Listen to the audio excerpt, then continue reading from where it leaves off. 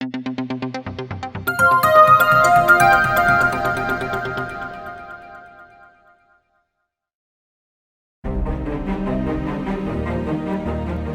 को हो गया था मौत का आभास। घर वालों से कहा था उन्हें कुछ हो जाए तो रोना नहीं। आप सोच रहे होंगे कि हम ऐसा क्यों कह रहे हैं।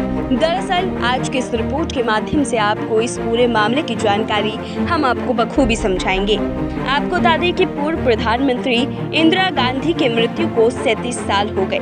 31 अक्टूबर 1984 को उनके 2 अंगरक्षकों ने गोली मारकर हत्या कर दी थी। कहा जा रहा है कि उन्हें अपनी मृत्यु का आभास हो चुका था।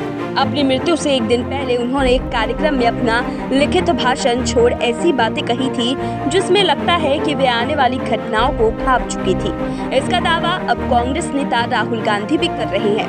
रविवार को यूट्यूब पर जारी एक वीडियो में राहुल ने कहा कि उनकी दादी ने अपनी मृत्यु से पहले सुबह उनसे कहा था कि अगर मुझे कुछ होता है तो रोना नहीं।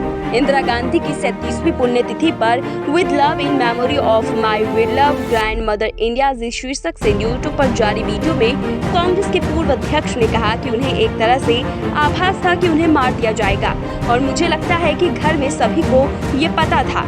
एक बार उन्होंने हमसे खाने की मेज पर कहा था कि सबसे बड़ा अभिशाप किसी बीमारी से मरना होता है। राहुल ने कहा कि उनके नजरिए से शायद ये देश के लिए मरने का सबसे अच्छा तरीका था। राहुल के इस दावे को बल मिलता है मौत से एक दिन पहले उनका भाषण, जिसमें उन्होंने कहा था कि मैं मरूंगी तो मेरे खून का एक एक कतरा भारत को मजबूत करने में लगेगा। 30 अक्टूबर 1984 को इंदिरा गांधी भुवनेश्वर में थी। एक चुनावी सभा में इंदिरा ने अचानक अपना लिखित भाषण छोड़ अलग से लाइनें बोलनी शुरू कर दी थी। जानकार बताते हैं कि अचानक से उनके बोलने का तेवर बदल गया था और उनके शब्द किसी संभावित घटना की ओर इशारा देने लगे थे। उन्होंने कहा कि मैं आज यहाँ हूँ, कल शायद ना रहूँ, मुझे चिंता नहीं, मैं रहूँ या ना रहूँ। मेरा लंबा जीवन रहा है और मुझे इस बात का गर्व है कि मैं अपना पूरा जीवन अपने लोगों की सेवा में बिताया है। मैं अपनी आखिरी सांस तक ऐसा करती रहूंगी और जब मैं मरूंगी तो मेरे खून का एक एक कतरा भारत को मजबूत करने में लगेगा। राहुल के वीडियो में इंदिरा के अंतिम संस्कार के 2 शब्द भी हैं, जिनमें दादी के निधन पर रोते बालक राहुल को देखा जा सकता है।